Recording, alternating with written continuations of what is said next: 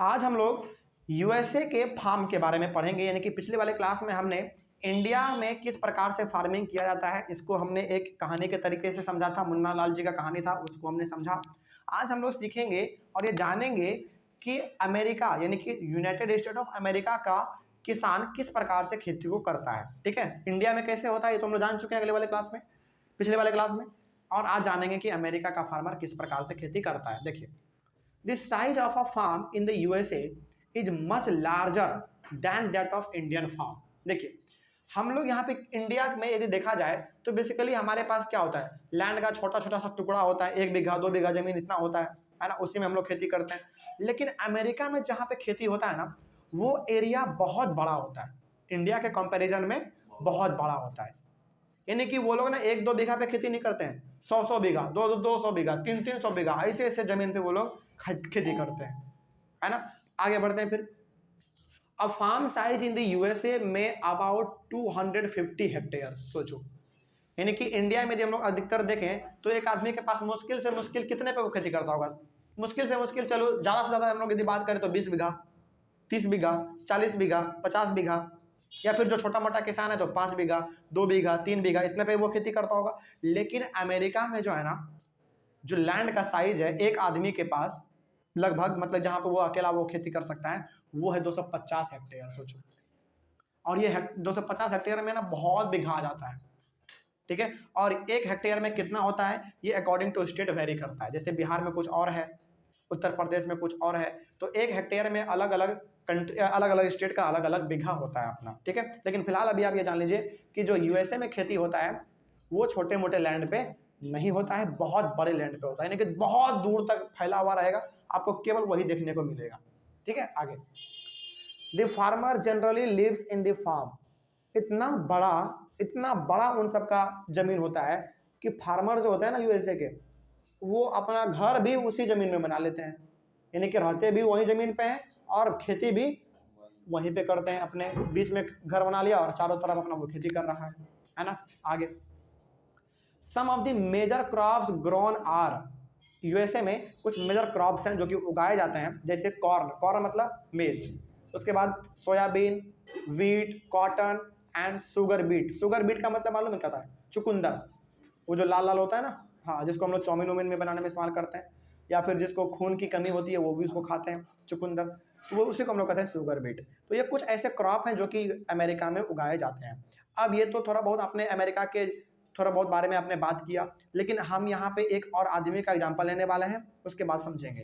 जिस प्रकार से हमने इंडिया में हमने पढ़ा था ना मुन्ना लाल जी का कहानी, उसी प्रकार से हमारे पास यहाँ पे एक आदमी का नाम है, उसको लेकर हम लोग यहाँ पे समझेंगे कि वो किस प्रकार से अमेरिका में खेती करता है। देखिए, जो हॉरन इज अ फार्मर, चूंकि अमेरिका है तो नाम भी इंग्लिश ही जैसा होगा, उठपटांग जैसा।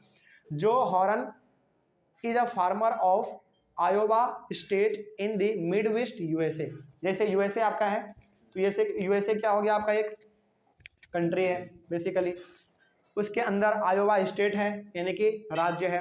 राज्य के अंदर रहने वाला एक फार्मर है जो हॉरन।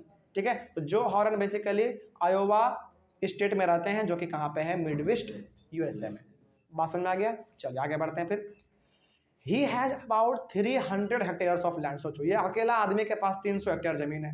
यानी कि मान लो ना, तो यहाँ पे जो हमारा ये पार्क है बगल में, ऐसा ऐसा पार्क 40-50 गो उसमें समा जाएगा। सोचो, इतना जमीन इसके पास अकेला है, 30-40 पार्क इसमें समा जाएगा अकेला। बात समझ रहे हो? तो एक आदमी के पास इतना जमीन है वहां पे। आगे, ही grows corn on his field. लेकिन लगभग मोस्ट ऑफ द जमीन पे इनके पास 300 हेक्टेयर जमीन है, लगभग पूरे जमीन पे ये जो है ना अपना कॉर्न ही उगाता है, यानी कि मेज का फसल ही अपना करता है। ठीक है, आगे। अच्छा, आपको लगता होगा ना कि सर इसके पास 300 हेक्टेयर जमीन है, क्या ये पूरे जमीन पे खेती कर लेता होगा क्या? जवाब है हाँ। मालूम है क्यों? क्योंकि ये लोग खेती अपने से नहीं करते हैं, इसका सारा काम, मोस्ट ऑफ द काम इसके जो है वो मशीन करते हैं पूरा चीज। फसल को लगाना, उसमें बीज डालना, उसमें पानी का पटवन करना, उसको काटना, फिर काटने से लेके उसको पूरी तरीके से थ्रेसिंग व्रेसिंग सब का काम जो है मशीन ही करता है, और स्टोरेज करने में भी मशीन उसको हेल्प करता है। सोचो, हालांकि इंडिया में उतना टेक्नोलॉजी अभी एडवांस नहीं है, लेकिन यूएसए इस मामले में पीछे नहीं है, उसके पास सब टेक्नोलॉजी है। तो एक अकेला आदमी इतने बड़े लैंड पे खेती कर पा रहा है बिकॉज ऑफ टेक्नोलॉजी। ठीक है, आगे बढ़ते हैं। He takes adequate measures to control pests that can damage the crop. अब होता है ना, कभी कभी होता है ना कि फसल पे कीड़ा मकोड़ा लग जाता है, तो कीड़े मकोड़ों को मारने के लिए ये बहुत अच्छी तरीके से जानता है, यानी कि पूरी तरीके से इसके पास नॉलेज है कि कौन सा कीड़ा को मारने के लिए कौन सा दवाई का इस्तेमाल किया जाना चाहिए, यानी कि पढ़ा लिखा आदमी है। बात समझ में आ रही है? चलिए आगे बढ़ते हैं। From time to time, he sends the soil samples to a soil testing laboratory to check whether the nutrients are sufficient or not.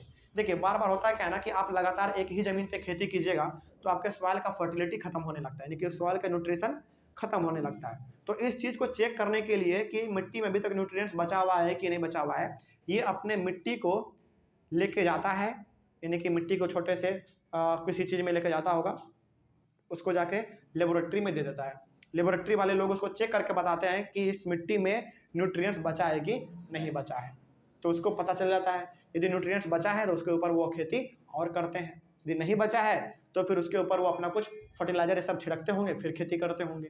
यानी कि यहाँ पे देखो मिट्टी को चेक करने के लिए ये लोग लेबोरेटरी में लेके चले जा रहा है, तो बहुत एडवांस है ये लोग, है ना। आगे बढ़ते हैं। His computer is linked to the satellite which gives him a precise picture of his field. इसका जो कंप्यूटर है वो सैटेलाइट से कनेक्ट है। कनेक्ट मतलब ये हो गया कि इसको पूरा का पूरा इंफॉर्मेशन अपने ज़मीन का ना मिल जाता है कंप्यूटर पे बैठे बैठे। जैसे हम लोग आज क्या करते हैं, गूगल मैप खोलते हैं, जहां हमको जाना होता है वहां चले जाते हैं, या फिर कोई जगह देखना होता है तो हम लोग उसको जूम कर करके देख लेते हैं। उसी प्रकार से इसका जो कंप्यूटर है वो पूरी तरीके से सैटेलाइट पे काम करता है। तो जैसे हम लोग फ़ोन को इस्तेमाल करते हैं ना, उसी प्रकार से अपने कंप्यूटर को इस्तेमाल करता है अपने ज़मीन को देखने के लिए। ठीक है, आगे। हाँ ये तो हो गया। This helps him to use chemical fertilisers and pesticides wherever they are required. तो ये घर बैठे बैठे बंद कमरे में बैठे बैठे देख लेता है कि मेरा जमीन जो 300 हेक्टेयर का है, उस जमीन में किस कोने में पेस्टिसाइड्स का जरूरत है या फिर किसी और प्रकार का जरूरत है, बैठे बैठे देख लेता है। सोचो, मतलब कि वो बैठे बैठे कैमरा के तौर पे देख लेता है कि यदि अच्छा यहाँ पे फसल बर्बाद हो गया है, मतलब कि यहाँ पे जाके कुछ काम करो। अच्छा इस वाले कोने में कीड़ा मकोड़ा लग गया है तो जाके उसको पेस्टिसाइड से मारो। घर में बैठे बैठे देख ले रहा है। अच्छा जरा बताओ कि 300 हेक्टेयर जमीन इसके पास है, वो बार बार पैदल चल चल के देखेगा, क्या ये संभव है? बिल्कुल भी संभव नहीं है। तो ये क्या करता है, बैठे बैठे अपने कंप्यूटर पे ही चेक कर लेता है सैटेलाइट के थ्रू कि हमारा 300 हेक्टेयर जमीन में से किस कोने में खाद का जरूरत है या फिर पानी का जरूरत है, ये बैठे बैठे देख लेता है। सोचो कितना एडवांस है वहां का फार्मर, है ना। आगे बढ़ते हैं।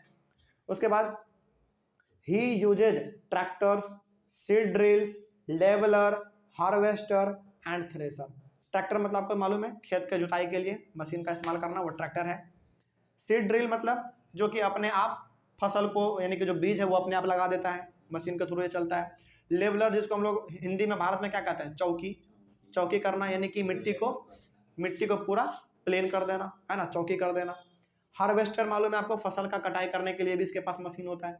थ्रेसर मतलब भूसी को अलग कर देना और ग्रेन को अलग कर देना। देखो यानी कि हर एक प्रकार के कामों के लिए ना ये मशीन का ही इस्तेमाल कर रहा है। तो क्यों नहीं कर पाएगा भाई अकेला आदमी 300 हेक्टेयर पे खेती? बिल्कुल कर पाएगा और करता भी है ना। तो he uses tractor, seed drills, leveler, harvester and thresher to perform various agricultural operation। तो हर एक कामों के लिए जो है ना ये मशीनों का ही इस्तेमाल करता है। तो बहुत एडवांस है। खैर ये लोग आगे बढ़ते हैं। Grains are stored in the automated grain storage. सोचो, अच्छा बताओ, सोचो थोड़ा सा कि 300 हेक्टेयर जमीन है तो अनाज बहुत उपजता होगा, बहुत ज़्यादा, हद से ज़्यादा। तो इसको ये क्या करता है, ऑटोमेटेड ग्रेन स्टोरेज में स्टोर कर देता है। मतलब कि एक गोदाम होता है इन सब का, गोडाउन जिसको हम लोग कहते हैं, वहाँ पे ऑटोमेटेड है, मतलब कि वहाँ पे लेके जाओ अपने फसल को, उसके ऊपर रखो, वो अपने आप एकदम बोरी पूरा एकदम लेवल बाय लेवल उसको सरियाते हुए चला जाएगा, यानी कि अरेंज करते हुए उसको स्टोर कर देगा। सोचो, यानी कि स्टोर करने के लिए भी मशीन का इस्तेमाल कर रहा है। सोचो पूरा तरीके से लोग मॉडर्न ही है। आगे, the farmer in USA works like a businessman and not like a peasant farmer. सोचो, जो इतना ज़्यादा टेक्नोलॉजी लगाता हो, इतना बड़े लैंड पे जमीन पे खेती करता हो, एकदम गोडाउन भी है तो एकदम वो भी ऑटोमेटेड ही है। तो क्या ये बेसिकली एक किसान की तरह काम कर रहा है क्या? बिल्कुल भी नहीं, एक बिजनेसमैन की तरह काम करता है। जैसे मान लीजिए यदि हम लोग इंडियन फार्मर के बारे में सोचते हैं, जैसे हम लोग बात करते हैं इंडियन फार्मर, तो आपके माइंड में सबसे पहले क्या आता है? अच्छा, एक किसान होगा, वो अपना खेत जो है पैदल जाता होगा, कुदाल, फावला, ट्रैक्टर ये सबसे काम करता होगा, पानी का पटवन अपने हाथों से करता होगा, यानी कि वहाँ पे मोटर चला के पानी किधर देना है वो सब अपना खुद देखता होगा, है ना। खेत में घूम घूम के देखता होगा कहाँ पे पानी का ज़रूरत है, कहाँ पे पेस्टिसाइड्स का ज़रूरत है, यही सब चीज़ हमारे माइंड में आता है। लेकिन जब हम लोग एक यूएसए के बिजनेसमैन के बारे में सोचते हैं, सॉरी यूएसए के फार्मर के बारे में सोचते हैं, तो फिर उसका इमेज कुछ और ही होता है ना। तो वो लोग बिल्कुल जो है ना किसान की तरह काम नहीं करते हैं, वो लोग एक बिजनेसमैन की तरह काम करते हैं। तो अब आपको हम ये बिल्कुल कह सकते हैं आपको कि इंडियन फार्मिंग सिस्टम में और यूएसए के फार्मिंग सिस्टम में धरती आसमान का फर्क है, बहुत ज़्यादा फर्क है। यहाँ पे सारा काम मशीन से हो रहा है ना। लेकिन इंडियन फार्मिंग में क्या होता है, मुश्किल से मुश्किल 25 से 30% ही काम जो है हमारा वो मशीन से होता है, बाकी तो ह्यूमन लेबर करता है। ठीक है, चलिए, और कोई डाउट इसमें? इसी के साथ और इसी टॉपिक के साथ हमारा ये चैप्टर पूरी तरीके से खत्म होता है। कोई डाउट इसमें नहीं ना? चलिए, ऑनलाइन वाले बच्चे आप लोगों को इस चैप्टर में कहीं पे कोई डाउट रहा होगा तो आप एक बार कमेंट कीजिएगा, और अगले वाले क्लास में हम लोग मिलेंगे एक नए चैप्टर के साथ और एक नई शुरुआत के साथ। तब तक के लिए thank you very much and have a nice day.